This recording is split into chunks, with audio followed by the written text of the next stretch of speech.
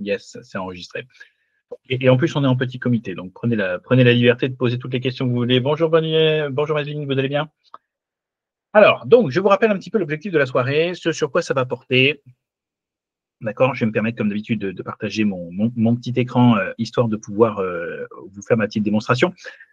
Je vous ai dit que chaque live, un peu tous les deux mardis du mois, je faisais un petit live d'une heure, 1 heure et demie, enfin, ça dépend, en fonction du sujet. Il ne faut pas que tout le monde soit trop fatigué à la fin quand même, sur une des parties du programme du DSCG.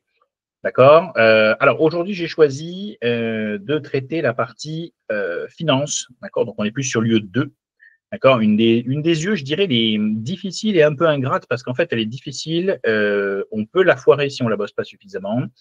Et il faut quand même se rappeler une chose, je pense, à mon sens essentielle, c'est qu'elle est coef, 1 seulement.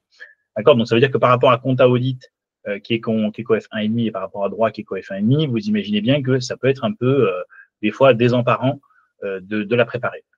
Malgré tout, c'est quand même une UE, je vous rappelle, qui est très utile pour la suite de votre carrière si vous visez l'expertise comptable ou autre, par exemple, puisque c'est une UE qui vous donne beaucoup de technicité, notamment si vous voulez faire un jour de la CGP, de la gestion de portefeuille, de la gestion de patrimoine, si vous voulez faire de l'évaluation de société, etc., de l'ingénierie financière, c'est quelque chose qui vous suivra tout le temps. D'accord. Il va de soi qu'également les autres UE, hein, notamment la 1 et la 4, vous suivront H24, ça c'est une certitude aussi. D'accord. Donc voilà, c'est juste son coefficient qui la rend un petit peu ingrate malheureusement à travailler, beaucoup de boulot comme les autres UE, mais un coef 1 seulement. D'accord. Malgré tout, il est quand même possible de scorer. Alors, j'ai choisi ce soir de m'attaquer à quelque chose de bien précis. Je vais me permettre de présenter. Vous savez, comme d'habitude, le principe est toujours le même. Si vous avez des questions, vous les posez. D'accord, je peux vous répondre, je peux suivre un petit peu ce que vous dites. D'accord, si vous avez des suggestions à apporter. Je voulais aujourd'hui faire une petite présentation sympathique. Alors, pas forcément de tout le détail, parce que les méthodes d'évaluation de société, c'est quand même quelque chose d'assez complexe. D'accord, l'idée, c'est plutôt de donner quelques petits tips. D'accord, histoire de se rappeler un peu des éléments de complexité qu'on retrouve sur ces UE-là. D'accord, sur cette UE-là, pardon, excusez-moi. Donc, alors vous le savez peut-être ou vous ne le savez pas, je ne sais pas, mais on va le redécouvrir ensemble, mais il existe globalement trois méthodes, d'accord, qui permettent de faire de l'évaluation. En fait, dans les faits, il en existe un petit peu plus. D'accord, j'en ai vu pas plus tard que la semaine dernière avec mes étudiants en cours physique. Vous avez, dans un premier temps, ce qu'on appelle la méthode dite DCF. La méthode DCF, c'est la méthode en anglais Discounted Cash Flows. Okay, autrement dit, la méthode des flux actualisés. C'est quasiment, pour vous dire, presque la plus célèbre des méthodes. D'accord. Et elle consiste effectivement à faire une projection. On va en voir des exemples juste après.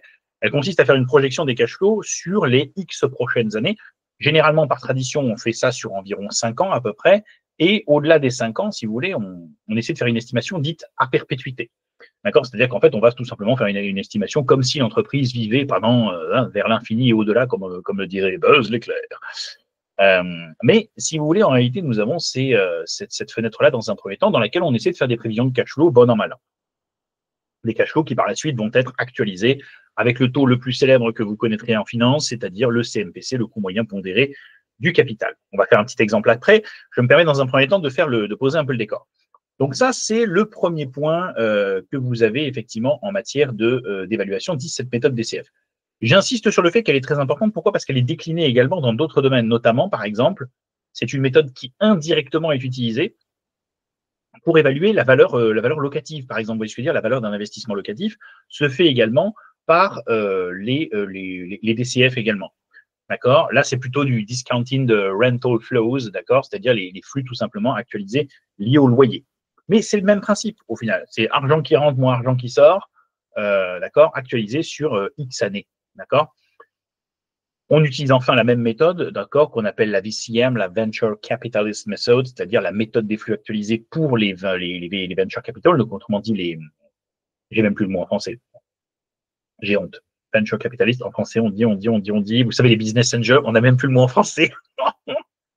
D'accord, les private equity. Bon, bref, c'est pas grave, on va laisser tomber. Si vous le retrouvez, je suis preneur parce que franchement, là, c'est la honte. J'ai plus la version française du mot. C'est pas grave, ça va revenir. Donc, en définitive, pour ces sociétés-là, vous savez qu'ils sont amenés à accompagner des startups. Là aussi, on utilise la méthode DCF, d'accord. Et je vais revenir dessus après pour vous expliquer comment. Deuxième grand champ de méthode, vous avez la méthode dite des multiples comparables. D'accord? Alors, la méthode des multiples et des comparables, qu'est-ce que c'est en fait? C'est, à un moment donné, si vous voulez, c'est une méthode très utilisée dans l'expertise comptable. Quand j'ai envie de savoir combien vaut exactement une société, qu'est-ce que je peux faire? Pourquoi est-ce que j'irais pas tout simplement chercher les 50 dernières transactions qui ont été faites ou les 10 sociétés qui ressemblent bien à la mienne, et pourquoi est-ce que je n'irais pas prendre leurs métriques, on va dire, dans le but justement de déterminer à combien estimer ma société par rapport à celle-ci. Pour vous la faire très très courte, admettons, et c'est pas vraiment vrai, mais on va supposer que j'ai une société qui n'a pas de dette.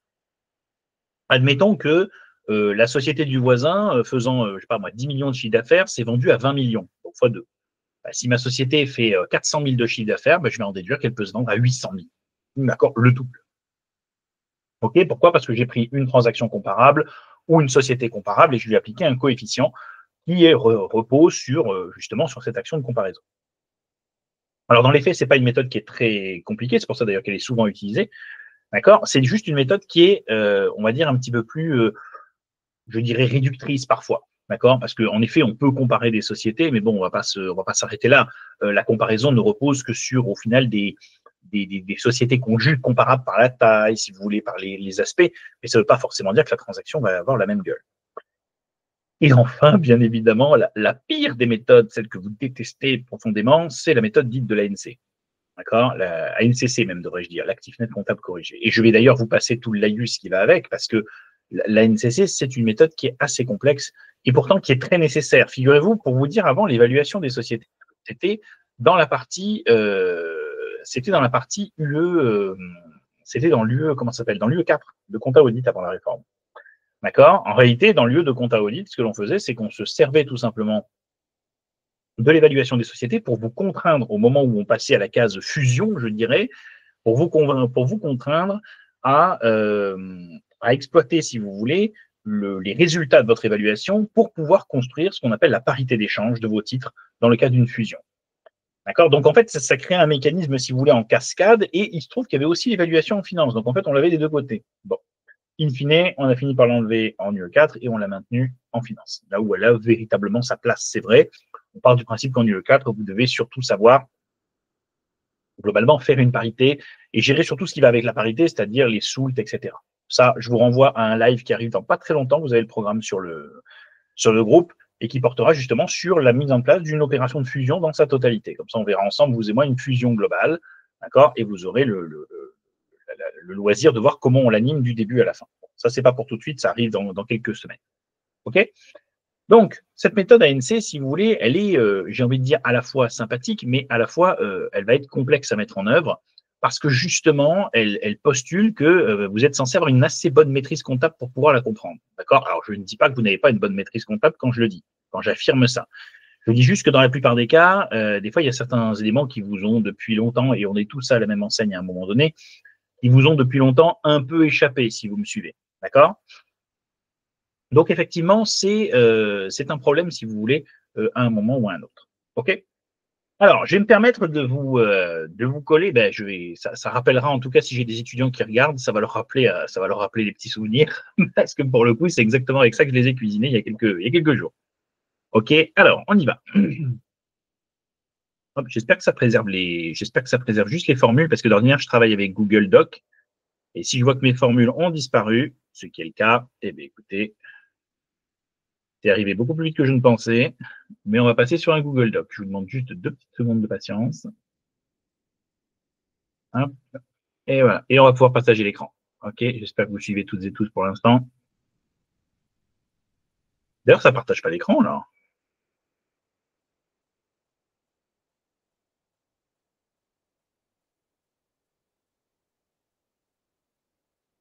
Alors, on y va.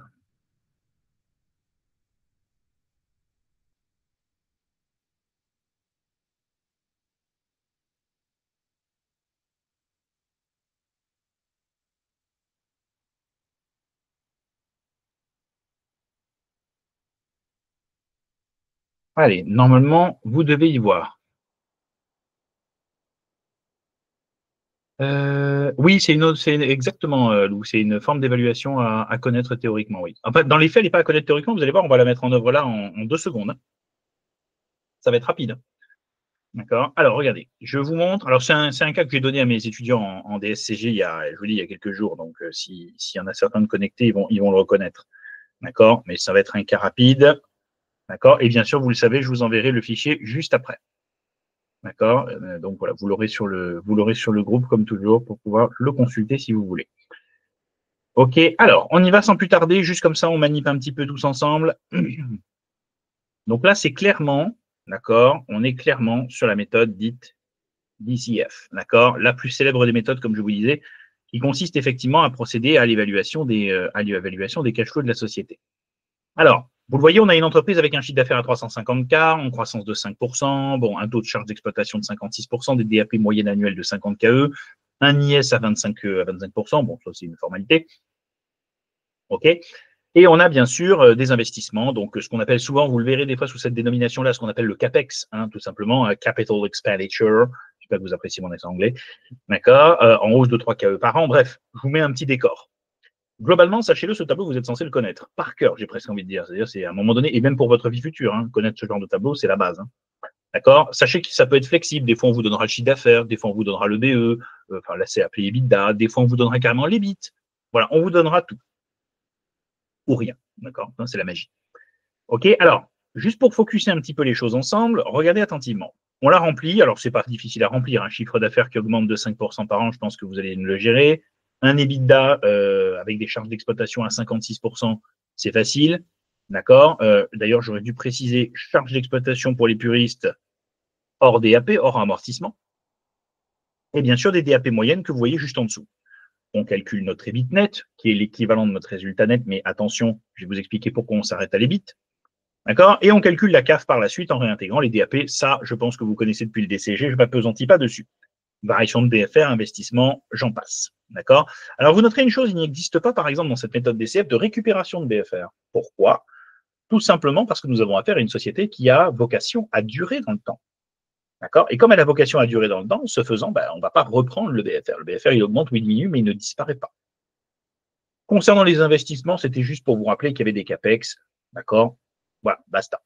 D'accord. On se retrouve après avec des free cash flow. Donc, autrement dit, hein, comme d'habitude, la différence entre ma CAF, ma variation de BFR et mes investissements. D'accord. En bout de chaîne, qui fait l'objet d'un amortissement, d'une actualisation, pardon, auto-CMPC, donc le coût moyen pondéré du capital à 10%.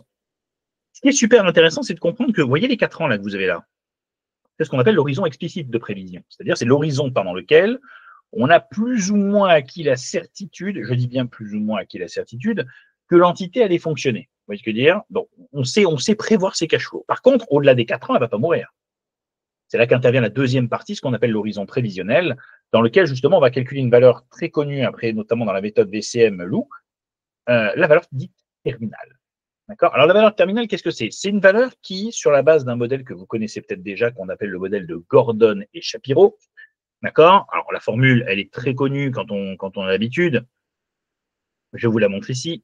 Hop. Vous voyez, je prends tout simplement mon dernier cash flow et je le pondère donc à 1 plus 5%, puisque je présume qu'il va croître de 5%, j'ai envie de dire, à perpétuité. D'accord. Et je divise par K moins G, comme on dit, c'est-à-dire le taux, le CMPC moins le taux de croissance. D'accord. On pourrait faire la démonstration de pourquoi cette formule. Posez pas de questions, c'est cette formule.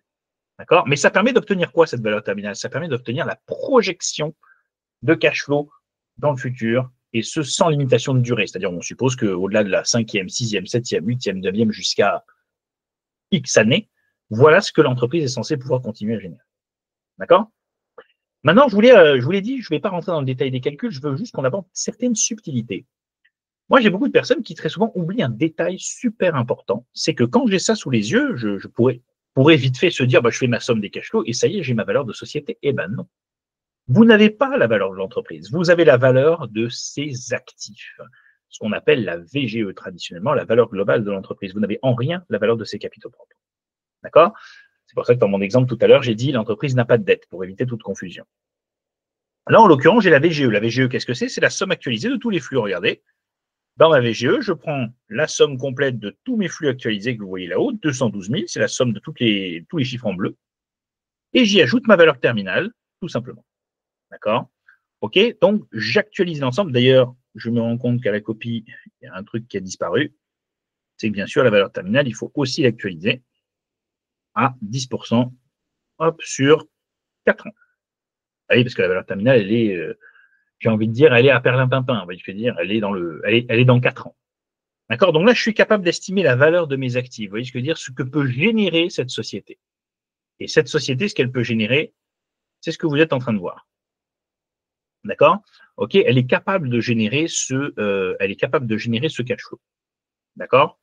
OK? J'espère que jusque-là, pour l'instant, je ne vous tue pas trop. D'accord? Et que c'est relativement simple à comprendre. D'accord?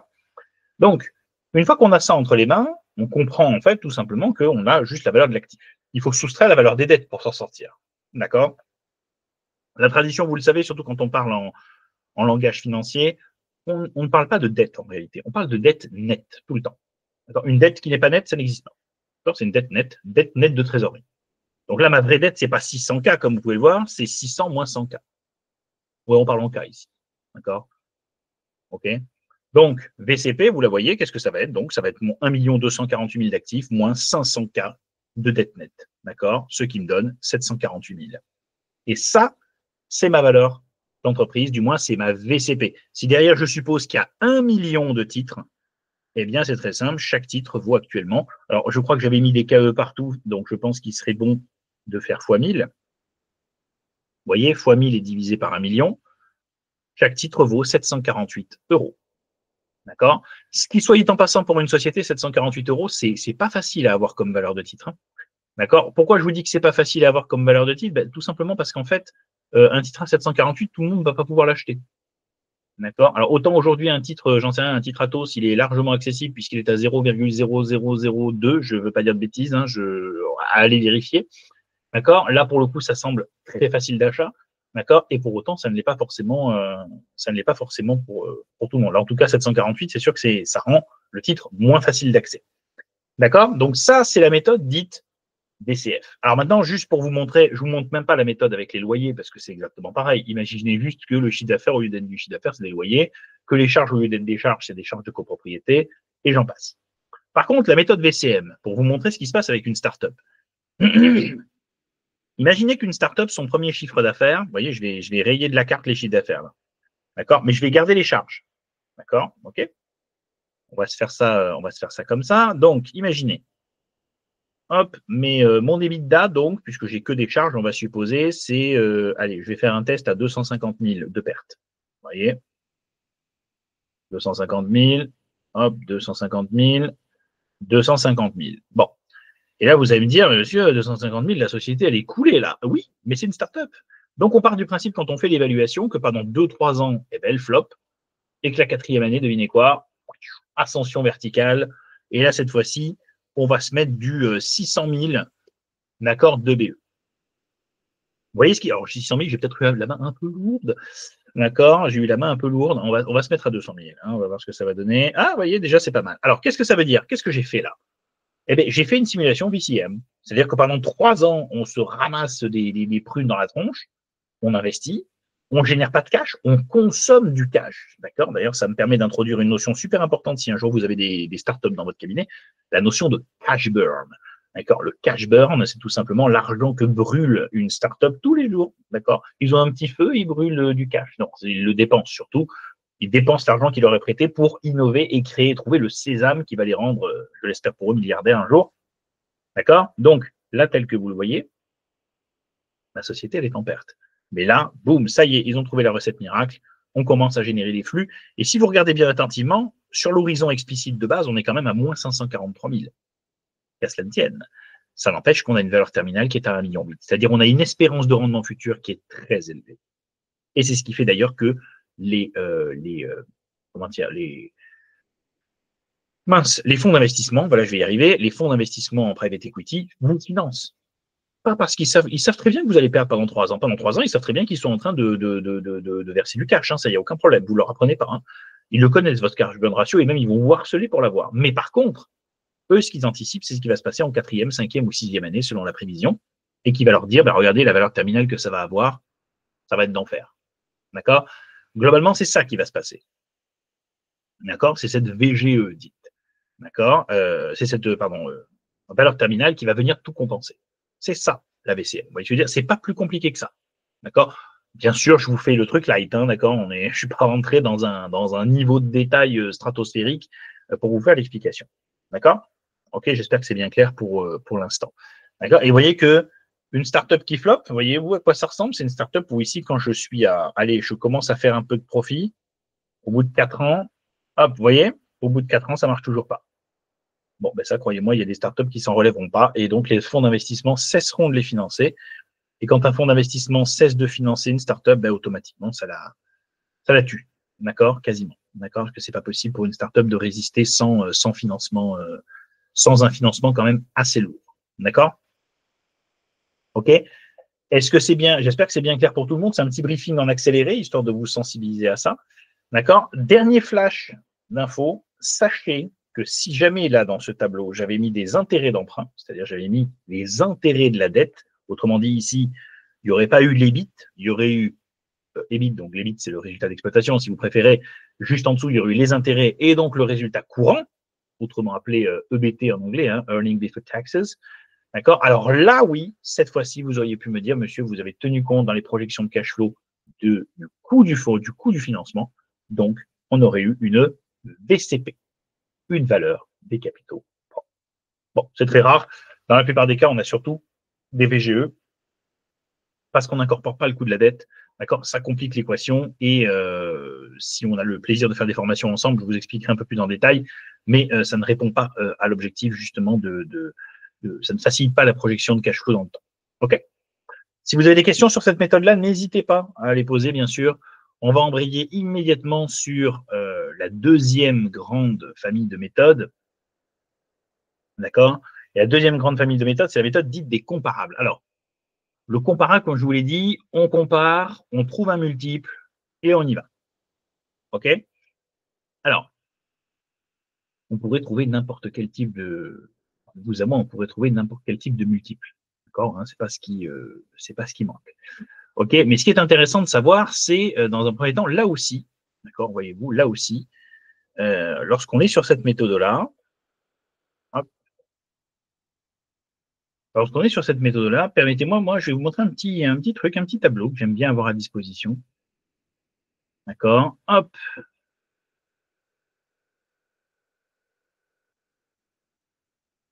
Et je trouve qu'il est essentiel pour bien comprendre les choses. Là aussi, quand on va faire des études sur les multiples, il va être important de tenir compte de ce que vous voyez là. C'est-à-dire de à quoi est-ce que j'ai affaire exactement quand je travaille sur les multiples, justement. Là, vous voyez bien que, par exemple, quand je travaille sur le chiffre d'affaires tient-il compte de la structure de financement de ma société? La réponse est non. Le chiffre d'affaires, il tient juste compte de votre capacité à générer du chiffre et de la performance commerciale. Donc, est-ce que ce serait judicieux de dire qu'avec un multiple de chiffre d'affaires, j'évalue la valeur des capitaux propres? Ben non. D'accord? Le chiffre d'affaires, il n'a aucune idée de comment vous êtes financé. Il s'en fout complètement. D'accord? Si on va par là, le BE, c'est pareil. Ils s'en fichent complètement de savoir comment vous êtes financé. Nada. Hein? OK? Le REX, c'est pareil. Par contre, dans le résultat net et le résultat courant, évidemment que oui, que le financement, on sait qu'il existe puisqu'on a dû déduire les intérêts de notre résultat d'exploitation pour avoir le résultat courant.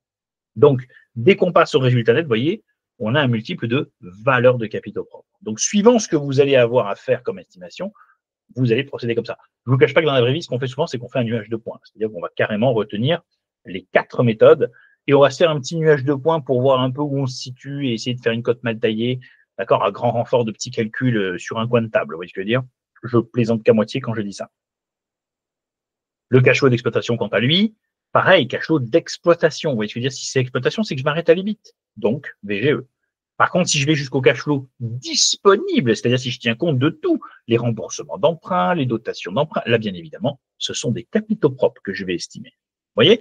Dès que je tiens compte de la structure d'endettement ou du coût de l'endettement, je suis plutôt au niveau de ce qu'on appelle la VCP, valeur des capitaux propres. Si je ne tiens pas compte de la structure d'endettement, les remboursements, les intérêts, etc., je suis plutôt au niveau de ce qu'on appelle la valeur des actifs, autrement dit la VGE.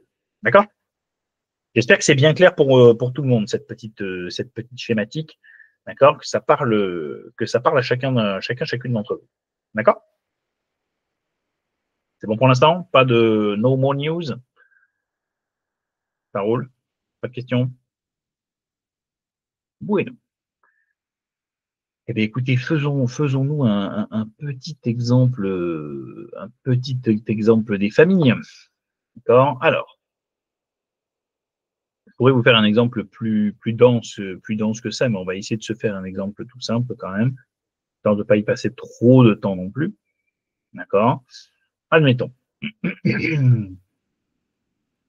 Là, je vais vous donner un exemple avec du chiffre d'affaires, justement. Comme ça, on se comprend. OK, hop. Voilà. Ça va me permettre d'embrayer juste après sur une petite démonstration. Alors, je précise que je vais citer des noms d'entreprises, forcément, puisque je vais aller chercher des noms de sociétés sur Internet. Je précise bien sûr qu'il ne s'agit pas d'un jugement sur ces sociétés. Je précise aussi, vu que c'est enregistré, qu'il ne s'agit pas d'un conseil en investissement. D'accord? On est seulement sur un cours. D'accord? Voilà, ça, c'est, vous savez, c'est les petites étoiles en bas de la vidéo pour dire attention, ceci n'est pas cela. OK, alors, qu'est-ce que je vous ai mis comme exemple? Regardez. Je vous ai mis une société, je vous ai mis 3 groupes. Quand on dit qu'ils sont comparables, souvent beaucoup de gens pensent que ce sont des groupes de même taille. Mais ça n'a pas de sens. Généralement, pourquoi est-ce qu'on utilise des méthodes d'évaluation, DCF, tout ça? Pour une raison très simple, on les utilise parce que nous n'avons pas de cotation de marché. Une petite société, la petite société du coin, le voisin qui fait 10 millions de chiffre d'affaires, il n'est pas coté au SBF, il n'est pas coté sur le CAC 40. Donc vous imaginez bien que tous les jours, il ne se lève pas avec une évaluation de la valeur de sa société placardée en gros dans le journal. Le matin, il se lève, il se dit, bon, elle vaut combien ma société? Je ne sais pas. Et comme personne ne sait, ben on se dit, bah, tiens, on va aller chercher ceux qui ont une valeur, autrement dit, des entreprises cotées. Donc c'est sûr que si vous cherchez du comparable en termes de, comment est-ce que je peux dire, de taille, souvent c'est un peu compliqué. D'accord? À ne pas confondre avec les transactions comparables qu'utilisent nos amis experts comptables, puisque eux, généralement, ce qu'ils font, c'est qu'ils prennent effectivement les 4-5 dernières transactions et ils regardent un petit peu les alentours, ce qui ne les empêche pas de faire une analyse plus approfondie le plus souvent. Bon. Quand vous regardez l'échantillon que vous avez là, vous avez 3 groupes, 3 chiffres d'affaires, 3 capitalisations boursières, et la capitalisation boursière, on fait gaffe, c'est l'estimation des capitaux propres, d'accord, et les dettes financières et autres. Alors moi, j'en ai souvent qui font une bourse, qu'est-ce qu'ils font? Bah, ils se disent, tiens, la valeur du groupe A, 2500 divisé par 850. La valeur du groupe A, c'est 3 fois son chiffre d'affaires. Bah, c'est super fastoche pour ma société. 105 fois 3. Ma société vaut 315. Qu'est-ce qu'ils ont oublié, nos amis? C'est que malheureusement, le chiffre d'affaires, il ne fonctionne pas sur la base des capitaux propres. Le chiffre d'affaires, c'est la puissance, la performance de votre actif qui permet de le créer. Donc, qu'est-ce qu'ils auraient dû faire pour me faire ce ratio-là? Ils auraient dû partir d'une VGE. Et la valeur globale de l'entreprise, qu'est-ce que c'est globalement? Ben, c'est capitaux propres plus dette financière. Rappelez-vous la structure du bilan. Dans un bilan, vous avez, alors je ne sais pas dans quel sens vous êtes là, je crois que c'est là l'actif pour vous. Vous avez l'actif et vous avez en haut ici les capitaux propres et le passif. Mais on est bien d'accord que ces deux moyens de financement financent l'actif lui-même. OK? Donc attention à ce point-là. Ici, vous avez, si je regarde un petit peu l'échantillon que je vous ai donné, je vous ai calculé les VGE, une à 6000, une à 2750, une à 1850. Vous les voyez, elles sont globalement là. OK?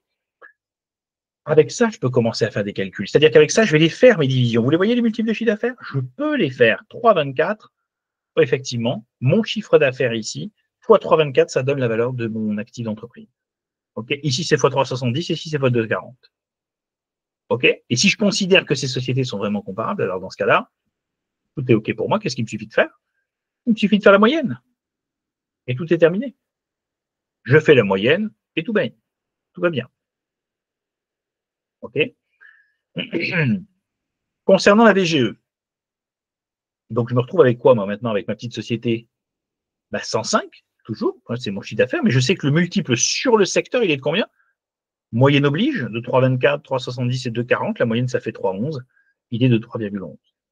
Ça veut dire qu'en moyenne, dans mon secteur, une entreprise vaut 3,11 fois son CA.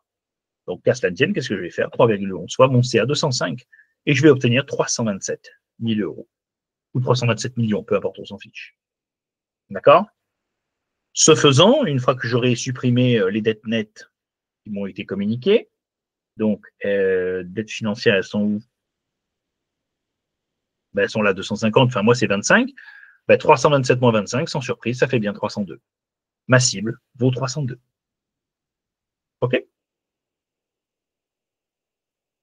Ça marche pour tout le monde?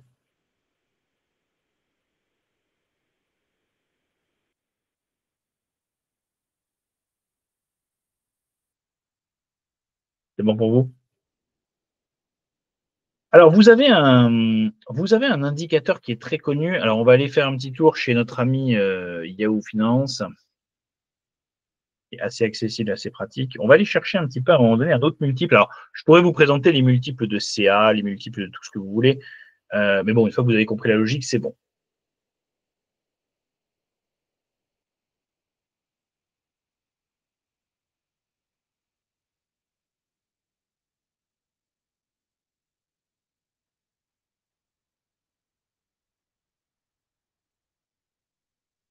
Voilà.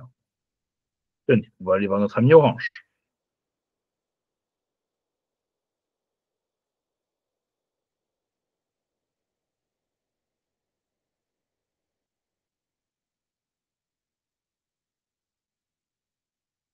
Alors, désolé, c'est un peu lent.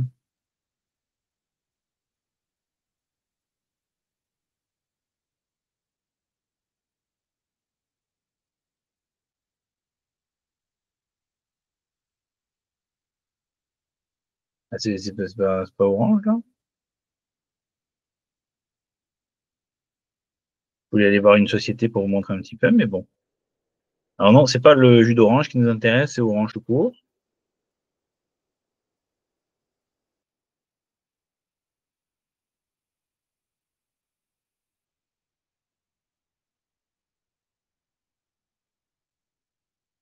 Voilà. Alors,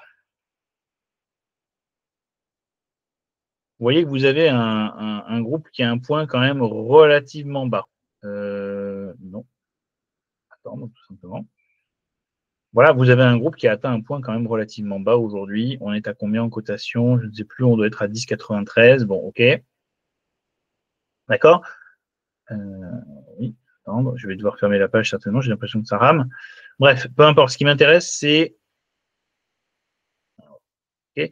Ce qui m'intéresse, c'est ce que vous voyez ici, d'accord? Le ratio cours sur bénéfice, 14,57. Ça, c'est ce qu'on appelle un PER, d'accord? Le Price Earning Ratio. D'accord? Sur quoi ça vous renseigne véritablement un PER? D'accord? Un PER, ça vous renseigne sur, globalement, c'est le multiple de bénéfices. D'accord? Donc, si un jour on vous donne un PER de 10 et qu'on vous dit que la société, son bénéfice, c'est 10 euros, ben donc, c'est que la valeur, c'est 10 fois 10, donc 100. OK? Pourquoi c'est très pratique, le PER? Parce que vous avez la possibilité, juste avec un seul indicateur, on va essayer de fermer cette fenêtre, vous avez la possibilité, juste avec un seul indicateur, de faire très rapidement une moyenne sectorielle. Très rapidement, vous pouvez faire une moyenne sectorielle. Il vous suffit, en fait, tout simplement, puisque là, il n'y a pas l'impact de la dette, vous prenez directement le PER, vous pouvez très bien faire une moyenne de 5-6 PER carrément, sur un échantillon comparable, et l'appliquer directement au bénéfice de votre société. D'accord? Donc, si par exemple votre échantillon de 10 sociétés vous donne un PER moyen à peu près de 14 et que votre société, une fois de plus, génère, j'en sais rien, comme je vous l'ai dit tout à l'heure, 100 de bénéfices, bon, ben, 100 fois 14, 1400, votre société vaudrait donc a priori dans les 1400. D'accord? C'est pas inintéressant d'avoir des outils rapides de calcul. Je vous rappelle que dans ce monde, ce qui est préférable, c'est pas de savoir faire une évaluation ultra précise, c'est de faire une évaluation moyennement précise, mais très rapide. D'accord? C'est la vitesse qui compte, pas la précision. D'accord? J'espère avoir été compris par tout le monde. Vous me direz si c'est le cas. Est-ce que vous avez peut-être des petites questions? Pas du tout. Ensemble est compris. C'est un survol, hein, une fois de plus. Hein. Sentez-vous libre de poser des questions ou de discuter avec moi si vous le voulez. Ensuite, alors, désolé de vous pourrir la soirée, mais alors on va passer à celle que vous allez le moins apprécier, je pense. D'accord. La dernière, si vous voulez, c'est une méthode d'évaluation. Alors, perso, j'aime bien cette méthode-là, hein, mais moi, je me dois toujours d'essayer de rappeler aux gens qu'il y a beaucoup de choses en comptabilité à connaître quand on la met en œuvre pour la première fois. Et je trouve que, en fait, s'entraîner à la faire, c'est bien, surtout quand on révise les IFRS et tout ça. OK. Alors, c'est la méthode dite de l'ANCC. Alors, l'ANCC, qu'est-ce que c'est fondamentalement? Je vais essayer, moi, de vous briefer rapidement. Une fois de plus, j'ai qu'une heure devant moi. Hein, c'est le principe un peu de ces lives pour pas trop fatiguer tout le monde, en définitive. Qu'est-ce que c'est exactement que cet ANCC et pourquoi il est si important que ça? Parce qu'en fait, à un moment donné, vous savez, quand on veut sceller une entreprise, voire même quand on fait une fusion, parce qu'aujourd'hui, Moi, j'ai l'impression que beaucoup de gens confondent ce qui se passe quand on fait de la fusion, parce que d'abord, les exercices, je trouve, ne sont pas toujours très clairs. Et soyons clairs, quand on fait une fusion, il y a 3 valeurs qu'il faut connaître. La valeur comptable des titres, c'est pas la plus difficile. Vous aimez pas trop quand les écritures sont en valeur comptable en fusion. La valeur, comment est-ce que je peux dire, la valeur d'échange et la valeur mathématique. La valeur d'échange, très souvent, j'ai l'impression qu'on pense que la valeur d'échange, c'est ce qui va par la suite conditionner absolument toute l'opération. En fait, la valeur d'échange en fusion, elle n'existe qu'à un seul et unique moment, un seul, c'est pour déterminer la parité. Et j'ai même envie de vous dire, quand vous faites de la finance à un niveau plus évolué, que même la parité n'est pas suffisante. On peut la retoucher, on la trafique, etc. Bref, c'est un vrai jeu c'est un vrai puzzle, une parité d'échange. Par contre, il y a une valeur qu'il ne faut jamais oublier quand on fait de la fusion, c'est la valeur mathématique. La valeur mathématique, c'est jamais que l'ANC divisé par le nombre de titres. Donc, en fait, c'est l'ANC, si vous préférez, l'ANCC, pardon. D'accord? La valeur mathématique, c'est ça. Et pourquoi c'est si important quand on fait une fusion de calculer des valeurs mathématiques? Eh bien, parce que vous pourrez faire tout ce que vous voulez. Fusion à l'endroit, fusion à l'envers, scission, tout, la totale. Vous pouvez me sortir ce que vous voulez comme opération. À un moment donné, il faudra que la transaction repose sur des valeurs concrètes. Et la seule valeur qui soit concrète parmi toutes, ce n'est pas une valeur DCF, c'est pas une valeur financière qui est tout simplement le dividende actualisé à perpétuité. C'est pas tout ça. C'est la NCC. La NCC, c'est hyper clair. Si je prends vos actifs, je réactualise tout. Boum. Et je tiens compte normalement de la fiscalité. OK? Ça marche pour tout le monde? Donc ça, c'est le principe de la NCC. Mais c'est pas tout. En ANCC, on peut rajouter aussi un autre collègue dont vous voyez les 2 initiales qui vont vous suivre le restant de vos jours si vous faites de la finance et de l'IFRS et tout. C'est le fameux goodwill. D'accord? Qu'est-ce que c'est que ce goodwill? Un goodwill, en fait, si vous voulez, c'est une. On essaye, sérieusement, quand on vous résume le goodwill, on vous dit le goodwill, c'est une évaluation des éléments non identifiables. Qu'est-ce que ça peut bien vouloir dire? Évaluation des éléments non identifiables. En fait, on tente, par l'intermédiaire du goodwill, d'évaluer quelque chose qui aurait pu échapper, si vous voulez, à la perception que nous donne la NCC. La NCC, c'est très cartésien. Si vous avez des immeubles, ils ont des plus-values latentes, vous avez des provisions à reprendre, à doter, etc. Bref, de la bonne vieille compta, en gros. Avec quelques petites exceptions, c'est que pour le coup, le principe de prudence, on s'en fiche puisqu'on évalue une société. Donc c'est sûr que si la machine lambda a pris de la valeur avec le temps, évidemment, on va la revaloriser. D'accord? Mais à part ça, si vous voulez, au final, c'est une méthode plus qu'elle plus classique. Par contre, le goodwill, lui, il estimerait quoi? Il estimerait la perspective future offerte par l'entreprise. En gros, c'est comme si je vous disais, moi, je vous vends une société, donc je vous la vends avec ce qu'elle est capable de faire, mais je vous la vends aussi, goodwill, avec ce qu'elle pourrait faire. Vous notez bien, le pourrait au conditionnel. On n'en est pas sûr. Donc, ça se trouve, vous avez payé un goodwill super cher pour une société qui n'a, pour ainsi dire, j'ai envie de dire, rien en particulier. D'accord? Il n'y a rien pour elle. OK? J'espère que c'est bien clair pour vous. L'autre point en matière, donc ça, c'est le goodwill. Ça essaye en tout cas de fournir ceci. Maintenant, la NCC, pourquoi je voulais vous briefer un peu sur la NCC? Parce que cet actif net comptable corrigé, à chaque fois, il y a toujours une petite difficulté. Alors, j'ai pas le temps, je ne veux pas vous faire un exercice parce que ça va vous casser en 1000 morceaux. Je préférerais en fait tout simplement qu'on essaye de se poser sur la modalité un petit peu de calcul et la catégorisation des différentes modifications qu'il faut faire pour faire cette ANCC. Et notez bien qu'une fois que vous avez compris ce qu'il faut faire dans la NCC, vous avez compris une large partie, si vous voulez, du sujet et que donc vous pourrez naviguer avec. Alors, dans un premier temps, en fait, l'ANCC, c'est quoi? C'est l'ANC, tout simplement, les capitaux propres. Et oui, jusqu'aux provisions réglementées, tout compris, all inclusive, vous mettez tout ça. Là où ça commence à devenir difficile, c'est quand on fait les retraitements. D'abord parce que dans ces retraitements, il y a une notion que vous allez encore moins apprécier, souvent, c'est la présence ou non de ce qu'on appelle la fiscalité. Alors, c'est là aussi que vous avez besoin d'être débriefé. Vous entendrez tout, mais pas forcément toujours structuré comme il faut. Une évaluation de société par l'ANCC. Est-ce que j'ai le droit de ne pas tenir compte de la fiscalité dedans? Bien sûr que oui. Si j'ai juste envie de faire une évaluation de ma société à l'instant T dans le but de la conserver, juste pour me donner un ordre d'idée de ce qu'elle vaut, de ce qu'elle génère, vous voyez ce que je veux dire, qu'est-ce que je peux faire?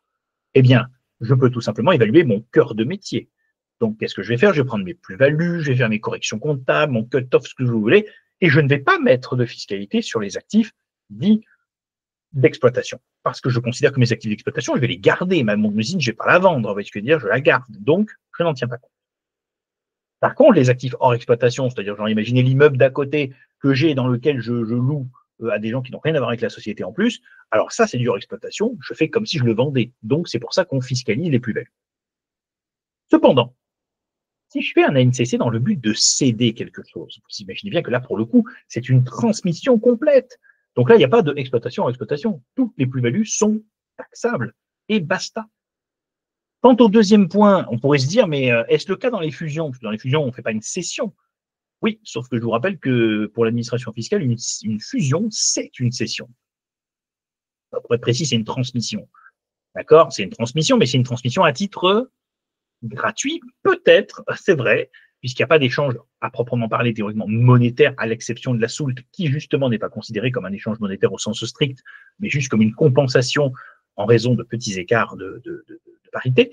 D'accord? Mais indépendamment de ça, si vous voulez, vous avez à un moment donné la possibilité de tenir compte de tout ceci. D'accord? Donc, la fiscalité, si vous voulez, en gros, fonctionne de quelle façon? Ça fonctionne, en gros, quand vous êtes en fusion et en opération réelle, il y a de la fiscalité tout le temps. D'accord? OK? Ça marche? Donc ça, c'était important de maîtriser cette façon-là de voir, que vous compreniez dans quel cas il y a de l'impôt et il y en a dans lequel il n'y en a pas. En fusion, vous ne posez pas de questions, il y a des impôts tout le temps. Sauf si on vous dit qu'il n'y a pas d'impôt pour vous simplifier la vie. Bon, ça, je trouve que ça vous simplifie trop la vie. Bon. D'accord? Alors, les grandes gammes de retraitement. On va se mettre comme si on était en mode fusion, d'accord? Comme ça, c'est le plus proche de ce que vous avez en UE4. OK? Alors, qu'est-ce qu'on a exactement dans cette partie retraitement? Vous voyez qu'il y a les actifs fictifs, les fameux actifs. Alors, les charges à répartir, d'accord? La prime de remboursement des obligations. Les écarts de conversion actifs non provisionnés, c'est-à-dire ceux qui font l'objet d'une provision pour perte de change, ne sont pas fictifs. D'accord? Tous ces éléments-là, les frais d'établissement, j'ai failli oublier les frais d'établissement. Enfin, c'est pas que je les ai oubliés, c'est que dans l'exercice dont je tire cette petite grille, il n'y en avait pas. Mais effectivement, on n'oublie pas nos très estimés frais d'établissement. Ça, c'est de l'actif fictif. C'est presque le plus célèbre. D'accord? Ça dégage. Mais ça dégage pas sans rien, ça dégage une aide d'impôt normalement. D'accord? Donc, qui dit actif en moins, dit économie d'impôt en plus. Donc, IDA, imposition différée actif. Pareil pour les charges à répartir, pareil pour la prime de remboursement, pareil, presque pareil pour les écarts de conversion, mais les écarts de conversion ne faisant pas l'objet d'une fiscalité en normes françaises, vous imaginez bien que quand on fait le retraitement, il n'y en a pas non plus. Les ECP, c'est pareil, c'est du fictif, les ECP. D'accord. Vous voyez ce que c'est les ECP, écarts de conversion passif, ça marche pour tout le monde, ça? Là, pareil, c'est du passif fictif. Donc, réintégrer. Je dis bien réintégrer, c'est un passif. D'accord? C'est du plus. Okay, pas d'impact fiscal non plus. Tant que j'y suis à faire les présentations avec les autres mécanismes, je vous présente les éléments en sursis d'imposition différée. Pourquoi je dis sursis? Parce que, rappelez-vous qu'en norme française, si un jour je vous cède ma boîte, que dedans, il y a pour 1 million d'euros de subventions d'investissement non rapportées au résultat, qu'il y a pour 1 million de dotations aux amortissements dérogatoires non rapportés au résultat, j'aime autant vous dire tout de suite que moi, si j'achète votre boîte et que vous ne me l'avez pas compté, mais moi, je vais me le prendre, l'impôt sur les sociétés, parce qu'il va falloir les subventions d'investissement, il va falloir les rapporter au résultat. Les amortissements dérogatoires, il va falloir les reprendre. Et ça va faire gonfler le business, tout ça. Ça va me coûter des impôts. Donc, je suis obligé de faire quoi? De corriger cet impôt. Ce n'est pas l'amortissement dérogatoire ou la subvention qu'on va corriger, la subvention, elle reste. C'est son impôt, par contre, qu'on va corriger. D'accord? Dans les comptes, il est hors de question qu'il est marqué que j'ai une subvention à 1 million alors que je vais derrière me prendre 25%, donc 250 000 euros d'impôts sur les sociétés. Non, non. Ma subvention d'investissement, elle n'est que de 750 000. Je dois donc la retraiter de l'IS. D'accord? Et c'est pareil pour les amortissements dérogatoires. OK? Pour les plus-values, j'ai envie de dire rien de sous le soleil. Une fois que vous avez compris ce que je vous ai dit sur leur hors-exploitation et l'exploitation, j'ai envie de dire fin de l'histoire. D'accord?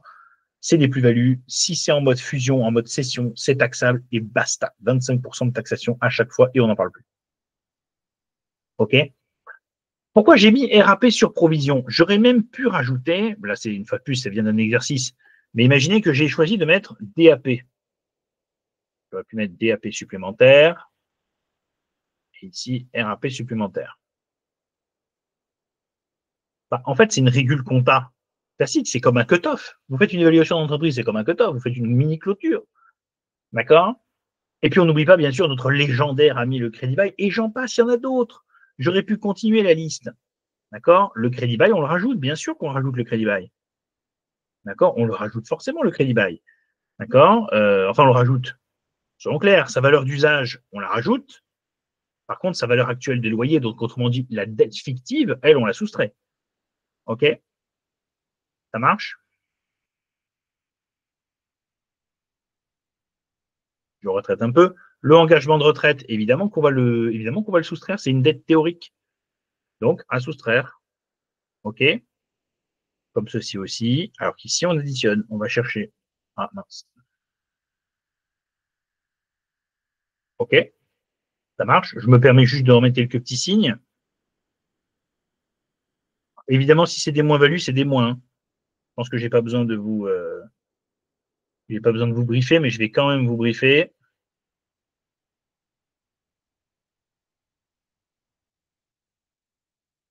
Alors,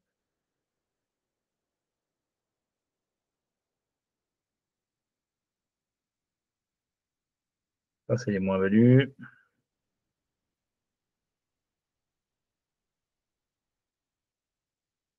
et les moins-values.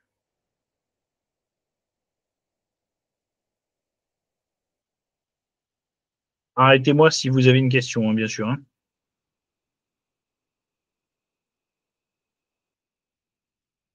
Et bien sûr, ici, j'avais dit quoi? Moins-value. Évidemment que les moins-values, ça se soustrait. D'accord? Jusque-là, pas d'équivoque là-dessus.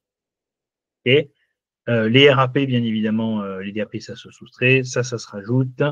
Voilà, ce sont des opérations de cut-off classiques, tout ce qui est plus classique. Les engagements de retraite, ça soustrait. Et puis les actifs fictifs, je pense que j'ai pas besoin de vous faire un dessin. Ça dégage. Et ceci, et puis les subventions elles-mêmes. OK? Voilà, pas les subventions, leur surplus d'imposition, pardon. OK? Vous avez remarqué qu'il y a deux lignes que j'ai laissées en suspens, en fait, en réalité, elles n'ont pas vraiment lieu d'être. D'accord? Mais c'est juste pour vous souligner que quand on retraite en réalité un ANCC, il y a aussi la prise en considération des créances qui changent. D'accord? Ce sont des effets escomptés non échus qui sont pris en compte, alors que normalement, en compta française, ils ne sont pas pris en compte.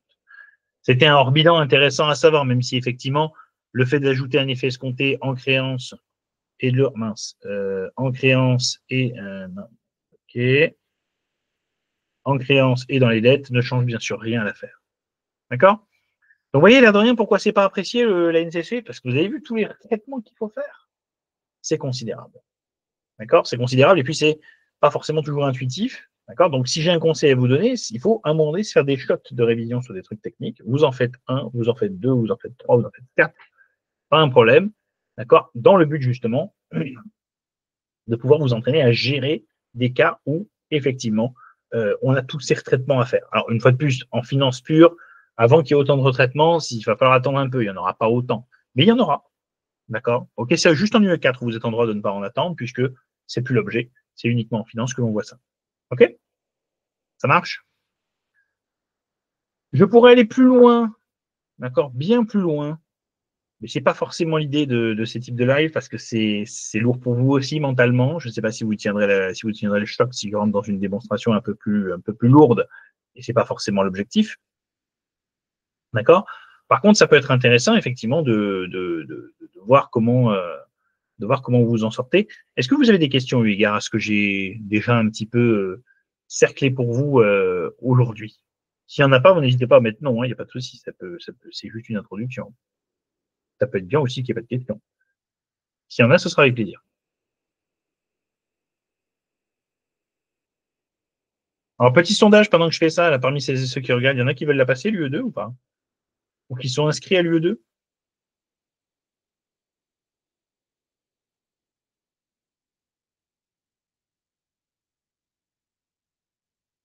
N'hésitez pas à répondre à la messagerie. Hein. Ok, Madeline, d'accord.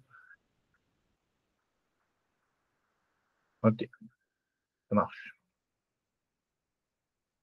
Si j'ai un conseil à vous donner, je ne touche pas de royalties d'ailleurs, alors que je leur fais de la pub tout le temps. Je ne saurais que trop vous recommander en termes d'ouvrage, sans faire de dénigrement vis-à-vis des autres. Je ne saurais que trop vous augmenter. En fait, les deux sont bien si vous voulez. C'est juste que le Fouché est un petit peu plus light.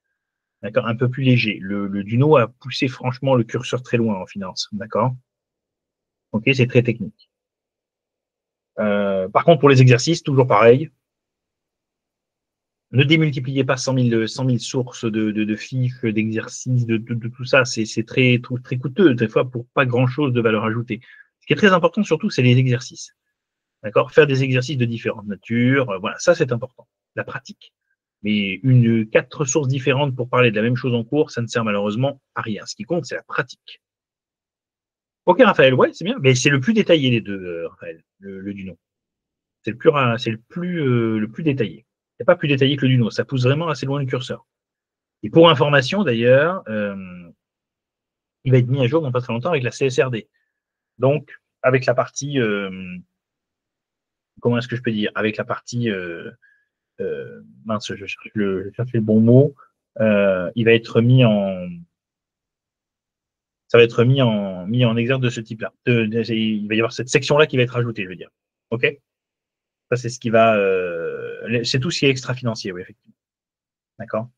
Et de plus en plus, il faut le rajouter, d'accord? Même moi, j'ai mis à jour mes supports, et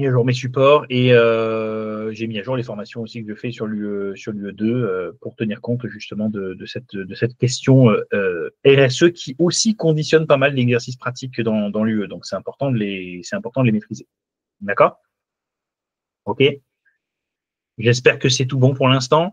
Je n'envisage pas forcément d'aller plus loin parce qu'au-delà, je pense que vous allez saturer en termes de contexte et de concept. Ça ne va pas forcément être bénéfique pour vous.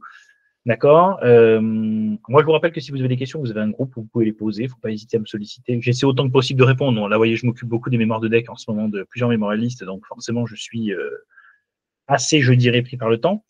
J'ai pu constater, en tout cas, pour certaines et certains qui s'y sont positionnés dessus, j'ai pu constater que vous étiez un certain nombre à être intéressés par la partie, là, je suis en train de regarder, par la partie formation de l'été. En fait, plus vous serez nombreux a priori, j'espère que c'est bon, plus effectivement, j'essaierai de proposer un tarif le plus abordable possible pour des étudiants, pour que vous puissiez malgré tout appréhender toute l'UE, parce que c'est des formations intensives dont il est question, hein, d'accord? Je l'ai déjà dit, c'est des formations de 35 heures à chaque fois, d'accord? Surtout sur la 1 et sur la 4. La 2 est moins demandée. Bon, ceci étant, si j'ai suffisamment de monde, ne serait-ce que 6-7 personnes, ben, je l'ouvrirai quand même aussi pour celles et ceux qui en ont besoin. D'accord? Mais effectivement, ça permettrait de faire une formation d'assez haute intensité. C'est des formations très intenses, hein, je préfère vous le dire. Hein. On sort, on a vu toutes les notions possibles et imaginables. Par contre, on a la tête en compote. Et pas que pour les élèves, hein, le prof aussi prend cher. Hein. Ok, c'est exigeant. Ok, c'est exigeant. Mais par contre, l'avantage, c'est que c'est en direct. On peut échanger ensemble, on peut pratiquer ensemble, on peut tout faire ensemble. Ok, ça marche. Ça, c'était plus, voilà. Si vous êtes intéressé, si vous en avez besoin, n'hésitez pas à m'en parler. On reverra comment on peut faire pour que ce soit le plus agréable pour tout le monde. OK? Le prochain live, je me souviens plus ce que j'ai proposé. Bougez pas, parce que dans l'ordre, il y a un ordre précis. Si vous avez des suggestions, il y a des lives qui vous feraient plaisir pour celles et ceux qui m'écoutent, là, juste parmi ceux qui sont là. Est-ce qu'il y a des thèmes qui vous feraient plaisir d'aborder? Vous savez que le 6 mars, il y a ChatGPT. Hein. Ça, c'est incontournable. On va faire une petite découverte. On va faire des tas de tests ensemble. Vous allez voir. Ça va être pas mal comme soirée. C'est la soirée chachou. Enfin, la soirée chacha. Ça dépend comment vous l'appelez. D'accord? N'hésitez pas si vous avez des thématiques à me les donner. Je peux les rajouter. D'accord. Là, vous voyez, le prochain, c'est le 1er avril. Eh bien, écoutez, le 1er avril, sans blague, c'est presque dans un mois. C'est d'ailleurs, c'est bizarre que ce soit dans un mois. Pourquoi c'est dans un mois? Ouais, c'est dans un mois. Alors, écoutez, je sais pas pourquoi. C'est sur tout un exemple complet de fusion. En fait, c'est une fusion complète entre deux entités. D'accord. Je pense que ça peut en intéresser plus d'une. D'accord, de faire ce traitement-là. Ça, c'est pour le 1er avril. Et pour le 15 avril, oui, parce que oui, non, mais c'est pour ça, c'est parce que le 6 mars, il y a le live ChatGPT, c'est pour ça. C'est un live spécial. Ok. Ensuite, mardi 15 avril, il y aura un live sur le CMPC, le coût moyen pondéré du capital, le bêta, tout ça. Ça, c'est de la finance. Et méthodologie de l'audit légal en UE4 le 29 avril. D'accord, juste pour vous rappeler les grandes dates. Ok. Donc voilà, ça c'est les thèmes qui vont arriver dans pas très longtemps. Ok. J'espère que ça vous plaît comme liste. Manquez pas le rendez-vous du 6 mars, parce que le 6 mars, ça va être vraiment intéressant de voir comment se servir de notre ami ChatGPT pour faire des tonnes de choses. D'accord? On peut faire pas mal de choses avec lui, hein, d'accord? Ce sera intéressant que tout le monde puisse un petit peu découvrir. D'accord? Pas forcément toujours avec la version gratuite, mais c'est pas grave, la version payante peut valoir le coup des fois au moins d'être sélectionné. D'accord? S'il n'y a pas d'autres questions, jeunes gens, alors, audit, vous organisez comment? Alors, audit, c'est-à-dire, Lou, qu'est-ce que vous voulez dire? Vous parlez en termes de formation ou vous parlez juste en termes de comment ça s'appelle, de méthodologie? Parce que j'ai un live méthodologique le 29 avril, c'est juste la méthodo.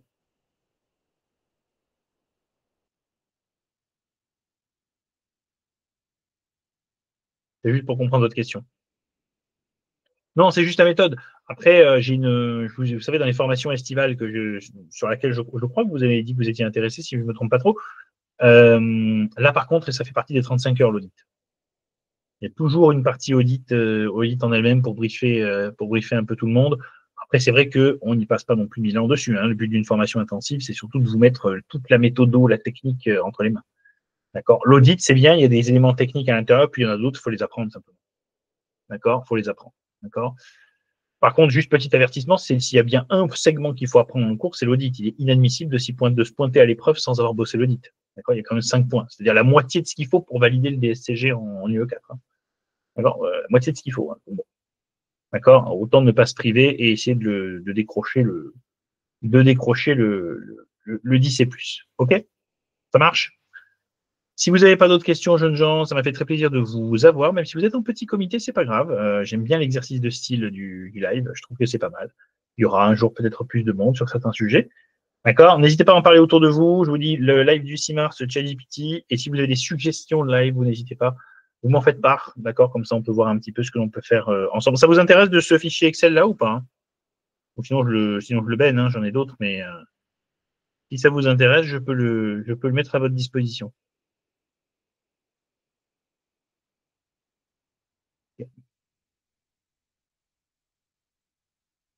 OK. Ça marche. Eh bien, écoutez, c'est tout bon pour moi. Je vous dis, je vous donne rendez-vous le 6 mars, si vous voulez bien. D'accord? Et le 6 mars, on verra ensemble plus avant de quoi il retourne en matière de ChatGPT. Et le prochain sera 1er avril pour les fusions. OK? Ça marche? Sur ce, excellente soirée à toutes et tous. D'accord? Reposez-vous bien. D'accord? Bossez bien, mais pas trop. OK? Éclatez-vous quand même dans ce que vous faites. Et on se revoit le 6 mars avec notre ami Chacha. Vous avez vu la petite image pour Chacha pour ceux qui sont encore connectés? Je ne sais pas si vous l'avez vu. Elle en vaut la peine. Non? Oh. Hop. Non, vous l'avez pas vu? Oh là là. Mais elle est trop chouquette, mon image. Attendez, bougez pas, je suis obligé de vous la montrer là. J'ai pas le choix.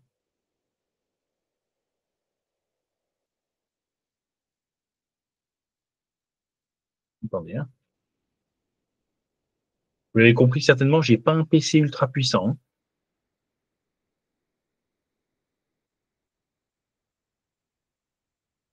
Non, mais disons que j'ai pris un modèle d'exposition aussi. Voilà, il était à 250 € aussi. Plus le choix. Allez, regardez-moi ça. Faut savoir que c'est quand même à Chacha que j'ai demandé de faire cette photo. Hein. Voilà, voilà. Elle arrive. Qu'est-ce que vous en pensez?